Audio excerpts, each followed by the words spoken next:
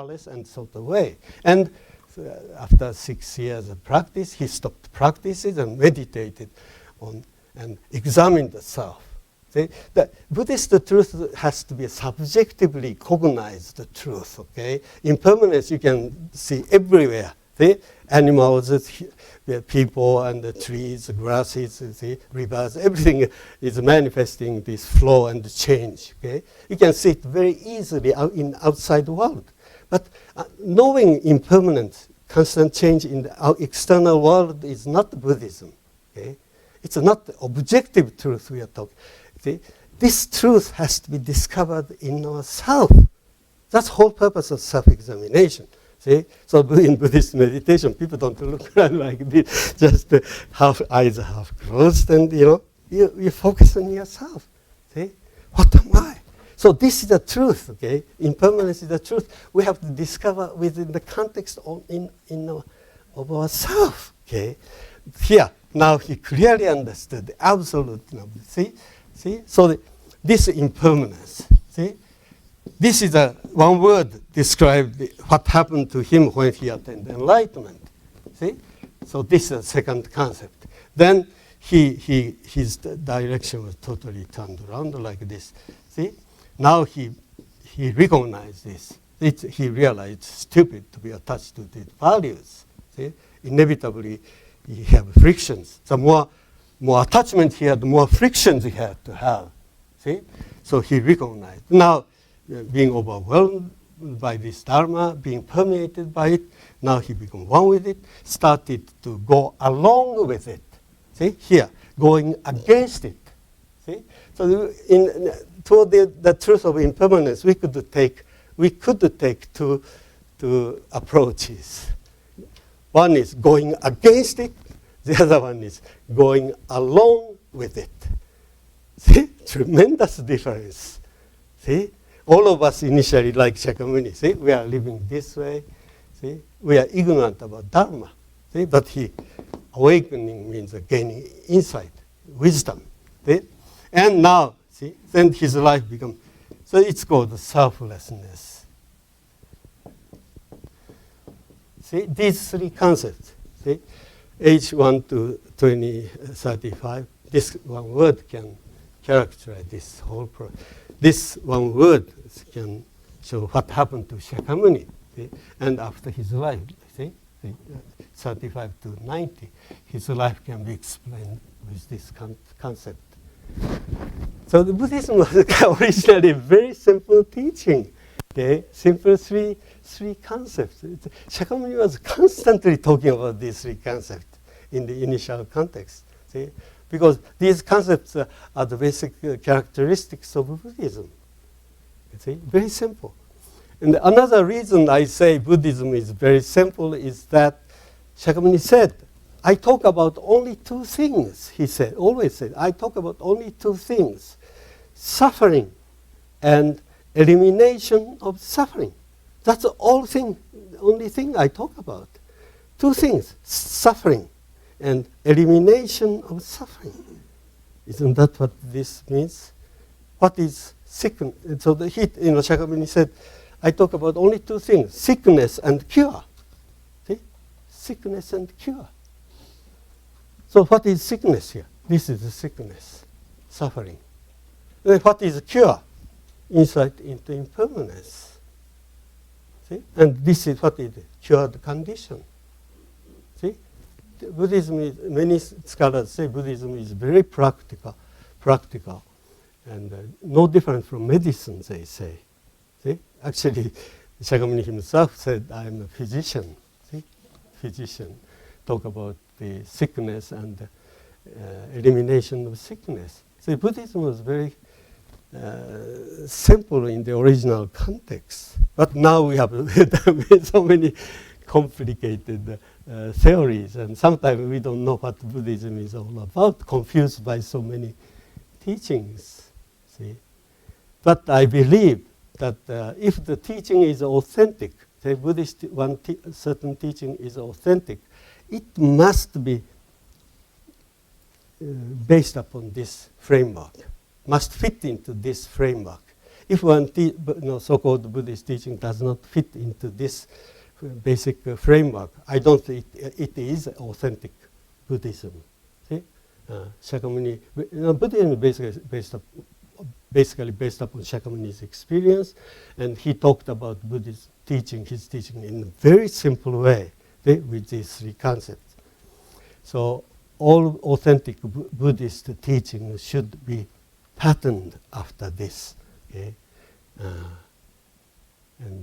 So it is a kind of a test, something you can use to test whether certain teaching is authentic or not.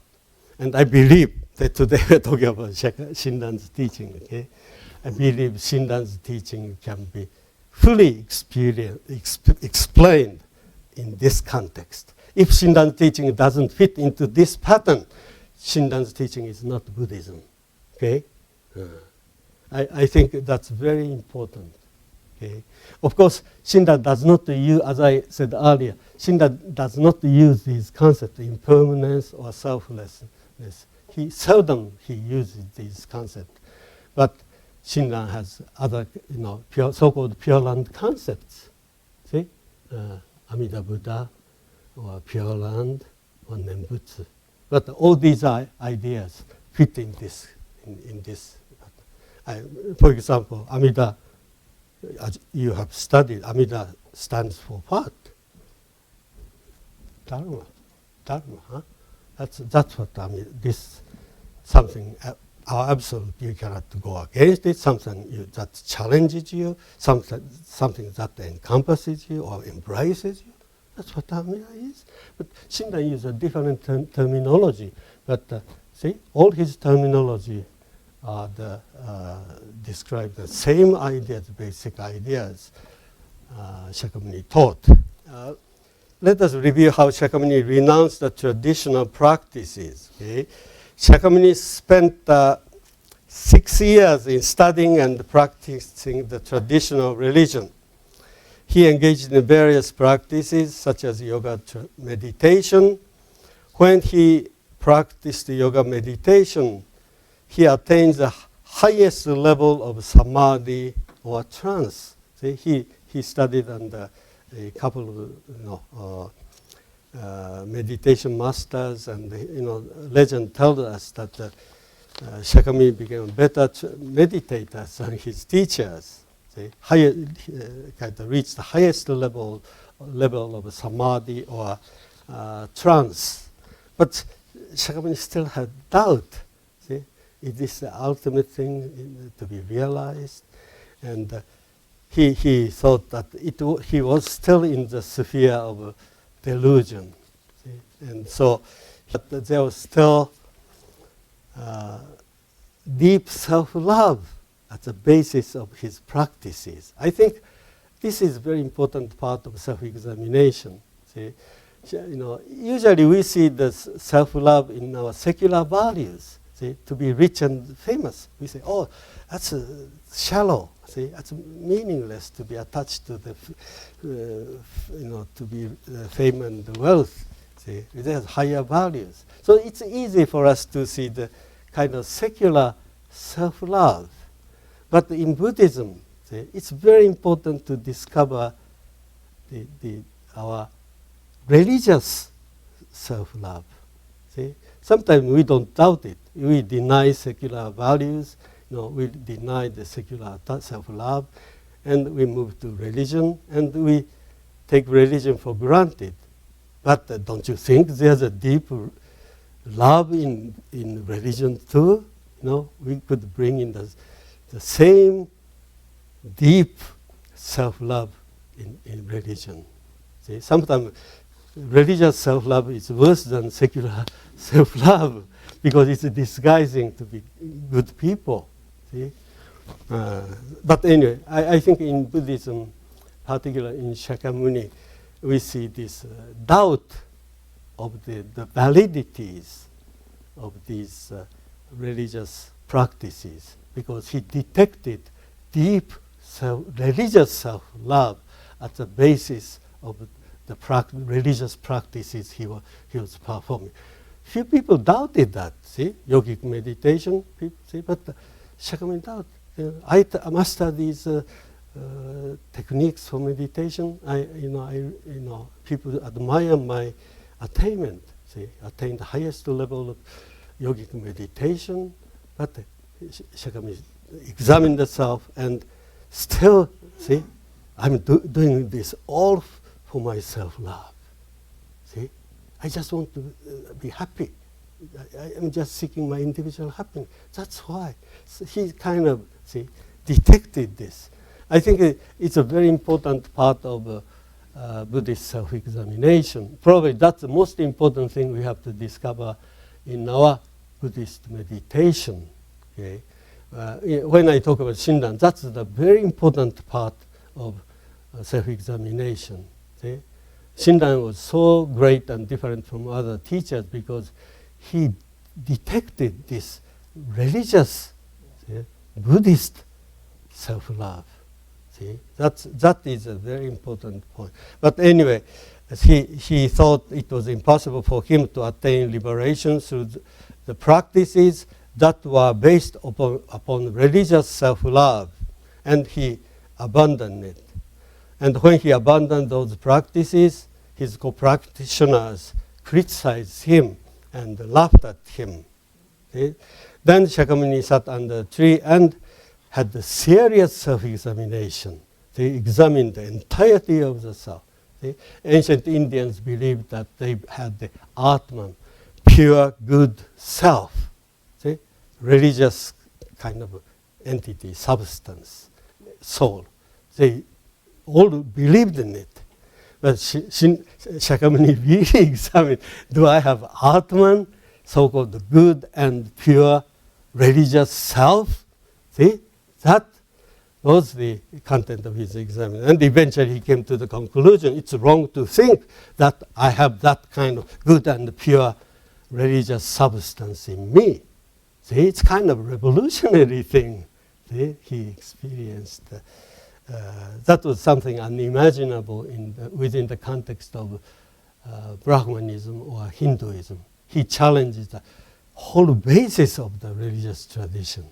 See, a whole tradition of Brahmanism, doctrine of Brahmanism was based upon the idea of Brahma and Atman. See, caste system is based upon it too. See, everything is based upon. Soul is eternal. This soul never perishes, so it transmigrates from one life to another. See, but Shakyamuni said it's stupid to believe in that kind of transmigration. It's based upon the wrong premise. Self-Atman doesn't exist. So believing in this idea of transmigration is a total mistake. Okay? Put an end to this idea of transmigration. That's what Shakyamuni taught. Many people misconception about Buddhism, and many people say, oh, Buddhism talks about the importance of transmigration. Who said that? Many people, see, particularly in the Western context, many people say, oh, Buddha taught the importance of transmigration. No, Buddha is the one who said it's a stupid idea. Put an end to it. That's a Hindu idea. Okay? That's a Hindu teaching. See, Brahmanic idea, transmigration from one life to another. Okay? Don't think that Buddha talked about it. No. He talked about transmigration from one state of mind to another. Okay? Not talking about from one life to another. See? Don't you think our mind transmigrates from moment to moment? See? You may be sitting here, but your mind might be transmigrating into other direction. You see? Worrying about the dinner, the dinner or lunch immediately. Yeah? You know, now it's about 10:30, so you are concentrating on my talk, but 1 hour from now, I'm sure your mind is transmigrating into other direction, and see, anger, greed. Oh, I want to eat something nice lunchtime. What are they going to prepare for lunch? See? Our mind is transmigrating. You know, physically we are sitting here, but don't you think your mind is so whimsical? And you could go to even Japan. You know, oh, what are they doing in Japan? My friends are there, See, that kind of transmigration, see, Shakyamuni talks about it. Not transmigration from one life to another. See, by denying the basis of transmigration, denying the existence of Atman, see, it is Atman that's transmigrate, see, in Hinduism. Because Atman never perishes. It's an eternal substance. Eternally you continue this cycle of birth and death. See? But Shakyamuni talks about this transmigration from, he talks about birth and death of ideas, moment after moment. See? But that's another form of delusion. So Shakyamuni said, put an end to it. You are existing only here and now physically. Why shouldn't your mind be existing here and now too? See? That's what Shakyamuni teaches. But I shouldn't get into this another big topic here. My mind transmigrated into other directions. So I must put an end to this stupid way of transmigration. But anyway, here, so Shakyamuni sat under the tree and he clearly understood the absoluteness of Dharma. Okay? So we can see in Shakyamuni this renunciation of the traditional religions. Okay? Then second point, important point, two aspects of awakening. Okay? Shakyamuni's awakening is called the body. Okay? Body. I have said that the content of his awakening was his insight into the truth of impermanence, the constant flow of life. His direction was totally turned around. Okay, turned around by his, when he encountered the Dharma. See, his 180-degree turn. So he calls this turning around experience the awakening experience. And as I told you, he expressed his twofold awakening with the words, "My life is already spent. The universal working is already established." I believe the examination of these two sentences of Shakyamuni is very important. These two sentences describe the two aspects, negative and positive aspects of his awakening. The first sentence, "My life is already spent," describes the negative aspect of his awakening. The second sentence, "The universal working is already established," talks about the positive aspect of his awakening. Simply stated, he experienced the death of the old self and the birth of the new self, new self, negation and affirmation. His awakening had these two aspects because the truth of impermanence was seen in two different ways. Okay? This truth could be the worst enemy. Okay? Could be the worst enemy if you go against it. But this truth is the most wonderful friend if you go along with it. See, depend on how you view this. Buddhism talks of one truth, okay, one reality. We could go against it or go along with it. See, if you go against it, it's the worst enemy. See, worst enemy. But you accept it and go along with it. This is the most wonderful friend. Nothing is greater than this truth. See? As I said, I talked about this earlier. Shakyamuni, when he was struggling this way, he met a traveling monk. He embodied this. He was one with this. His face was shining with wisdom, insight into impermanence. His life was so dynamic, creative, being liberated from all attached values. See, by looking at him, he was in such an agony. Look at him. He was such a liberated person. See, so see, Buddha means a person who is one with the Dharma. See, for those who awaken to the Dharma and accepted it, who become one with it, Dharma is the most wonderful thing. Nothing could be better than that. Okay, okay. But anyway, so the and I repeat this importance of subjectively understanding the truth of impermanence. Okay, this is very important, and all scientists know that everything in the state of continuous change, in the state of flux. Okay, but they are scientists, see, because they know the truth of impermanence, change, objectively, as the objective truth. See, so scientists are not called Buddhists. See, Buddhists are those who see the same truth within the context of the self. See, subjectively cognized. See, that's very important. Okay, the danger in Buddhism is that generalizing. See, generalize. Don't do that. Okay, you have to examine your own specific self. See, your own specific self. What am I? See, always we use the word "we" quite often.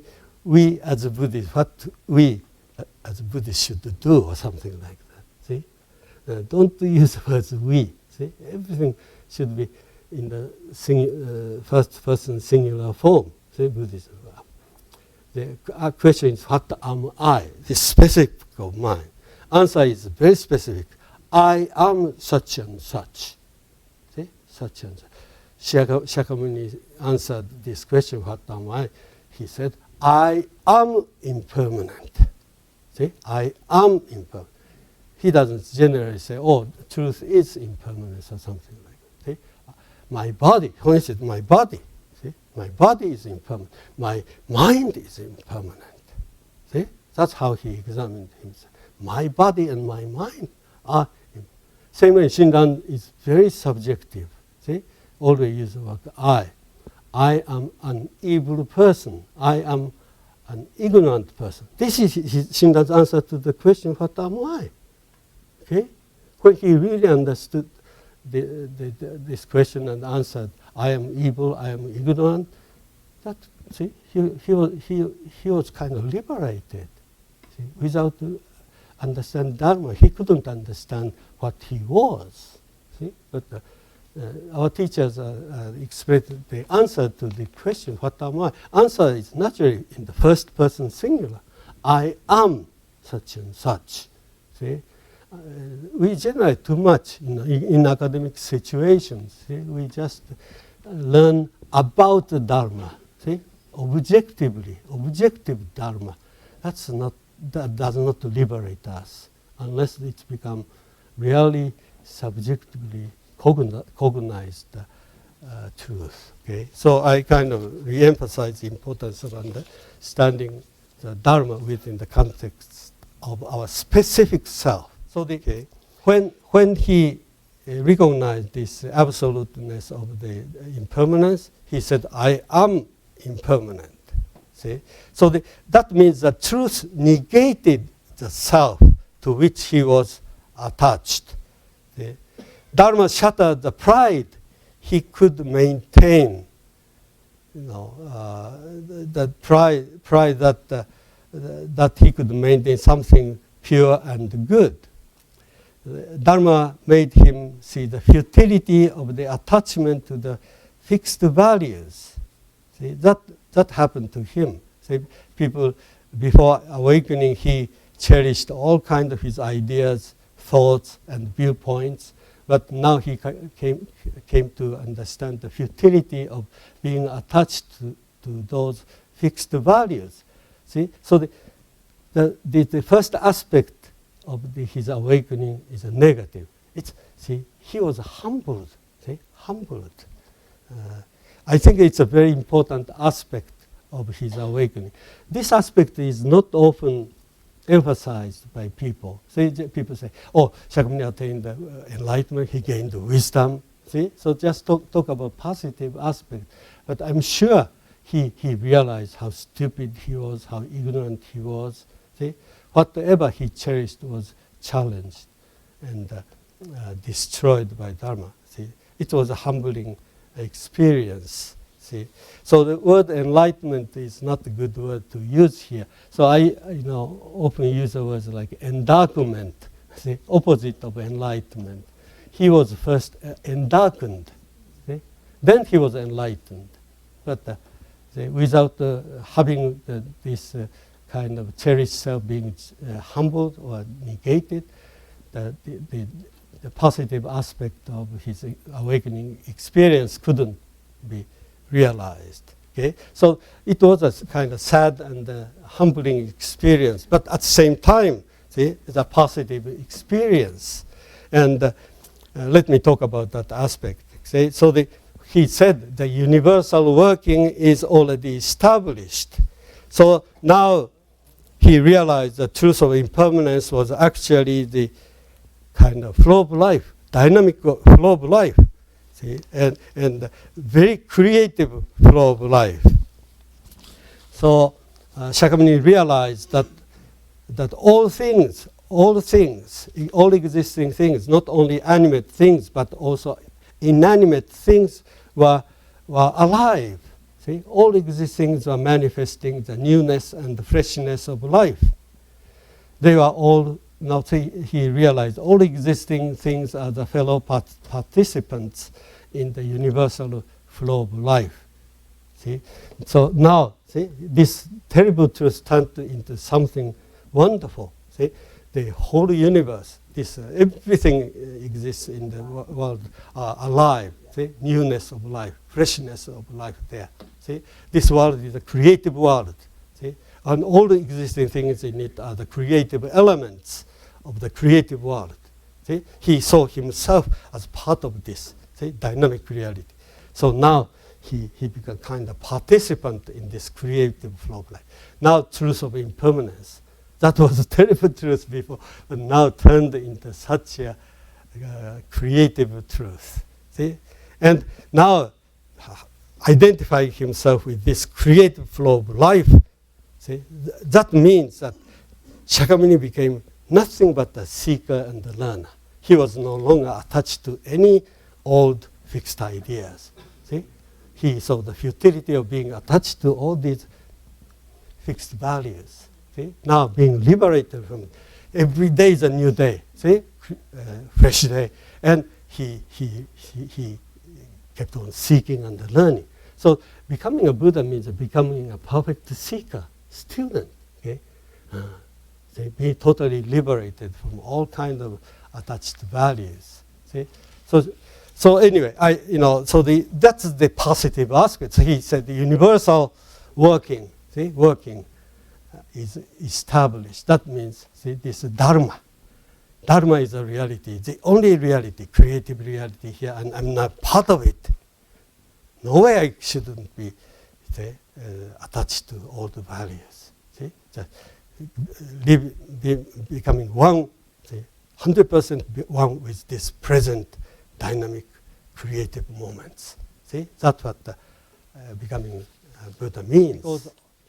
Because his insight into the Dharma was such a creative insight. See, his life became very creative, powerful after his awakening. So I spelled rely on the Dharma, not on humans. This is a very important message Shakyamuni taught his disciples. See? Don't rely on the human being. He says, don't rely on me, he taught. Rely on the Dharma. Shakyamuni told his disciples, see? Don't rely on them. Don't idolize me. See? I'm not the savior. I'm not the even teacher. See? I'm an awakened one. I am a liberated one. See? I was awakened and liberated by the Dharma. it is a Dharma that liberates you. See, I am not the teacher. I am not the liberator. See, so he denied this. His being a teacher. How can you become a teacher if you don't have any attached viewpoints or ideas or assertions? See, just being part of the dynamic truth, impermanence. See, he just enjoyed being one with this creative truth. See, he was so happy being a student, seeker. No intention of guiding other people. See, he was just there. But people who had eyes to see and ears to hear could appreciate Shakyamuni. See, Shakyamuni didn't behave like a teacher. See, this is the same aspect we can see Shinran later on. So his life is a life of virya. See, virya, continuous seeking and learning. See, the last message of Shakyamuni, there's a sutra called the last message of Shakyamuni. He talks about these first two items. See, disciples, don't rely on the people, rely on the Dharma. I'm not the liberator. See, I'm the one who is liberated by the Dharma. And same last words he said, disciples, just be there. See, just continue seeking. That's all. See, he talked about it. This is the last message he left. But anyway, he denied his being a teacher, and he had Sangha. Sangha is very important. Okay? Community. Temple should be a Sangha. Okay? Community of seekers. See? So his life was so great. I think Buddhism became very popular and spread all over India because of his life. See? He manifests such a dynamic way of living, so people wanted to emulate him. That's why Buddhism became so popular. Okay? But and he talks about the importance of fulfilling human life. Okay? And as I said earlier, Shakyamuni never said even one word after life, after death. See? He said it's a stupid idea, to transmigrate. See? Put an end. His whole teaching is designed to put an end to the deluded idea of transmigration. See? That's what he taught. And he said many times, I have put an end to this samsara, endless cycle of birth and death. See? I don't have any more needs. I don't have any more need to go back to my mother's womb, he said. See? That's the most important thing people should have in this life. See? Buddhist teaching is there for us to transcend samsara, see? Endless cycle of birth and death. See? No way Buddhism encourages us to continue samsara transmigration. See? That's a Hindu idea. In Hinduism, okay, it is inevitable. See? Eternally we transmigrate because Atman is an eternal substance, never perishes. See, eternally going, transmigrate. But Shakyamuni's teaching was designed to put an end to it. So parinirvana means complete extinction. That means put an end to it, complete full stop. Okay? That's the meaning of pari. Pari means perfect, complete. Nirvana means extinction. See? Or combustion, ending. Okay? So our life should end with a full stop. See? Full stop, not with a comma. See? Full stop. That's what Shakyamuni taught. Okay? But anyway, as I said, all these 4 items we can see in Shinran's teaching, and I'll talk about it later. Question? Yes. In the Pali scriptures, when the stream enterer, and the stream enterer and the once returner are referred to, those are states of mind then? Are those states of mind of the seeker? States of mind? This theory of transmigration is a very complicated issue, okay?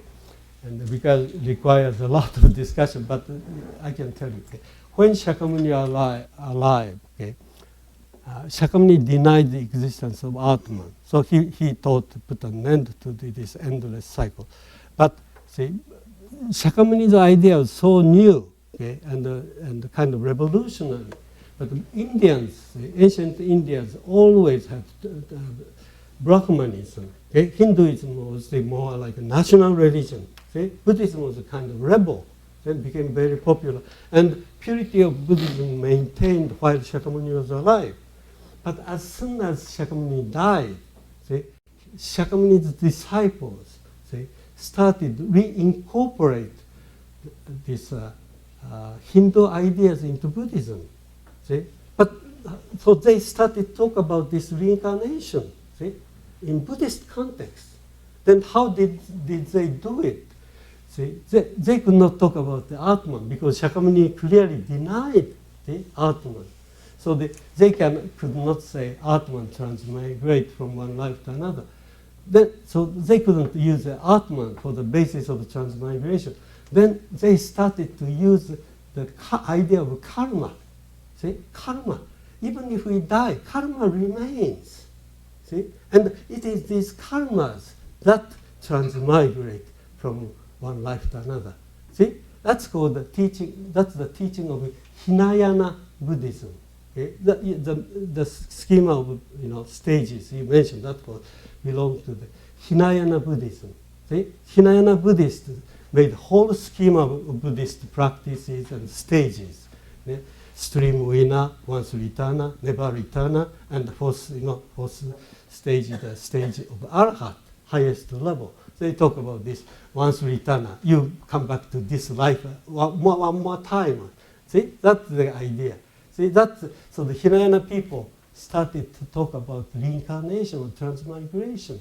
See, of course, the idea was putting an end to it. Whole purpose was to put an end to it. But they believed it's so difficult to put an end to this deluded idea. So they thought we must be born again and again to realize it.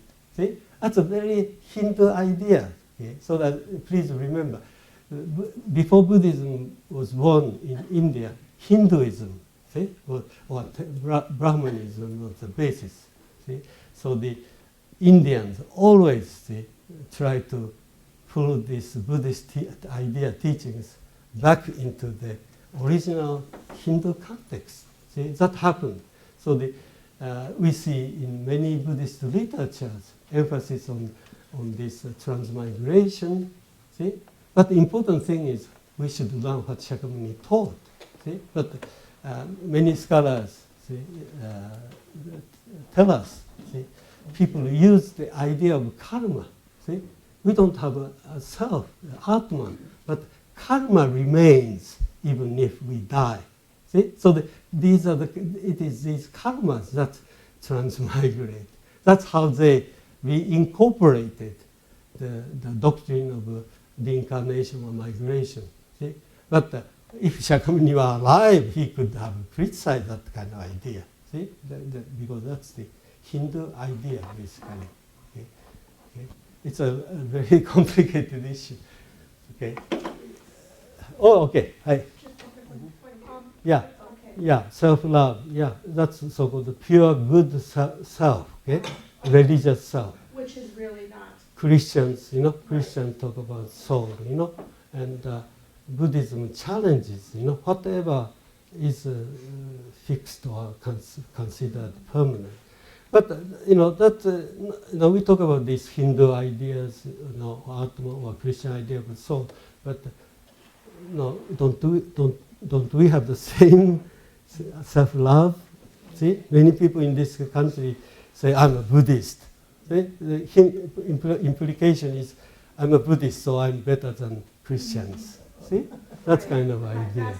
Yeah, so that's right? So sometimes it's very difficult to detect because. You think it's a good idea. See, you're believing Buddhism. See, you have good self. See, and good self is something very difficult to doubt because you think it's good. But that's what we really examine. Shakyamuni doubted its good and pure self called Atman. See, and he really doubted. See, and that's why I said it was such a humbling experience, negative experience, because he couldn't allow himself to believe that he has such a good and pure religious substance in him. See, but don't you think that's the basis on which we study Buddhism?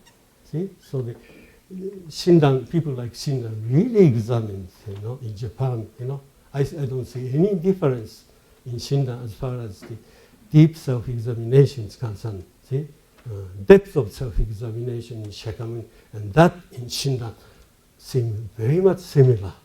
See, that's the most important thing we have to learn from these teachers. Okay, let's have a break here. Okay.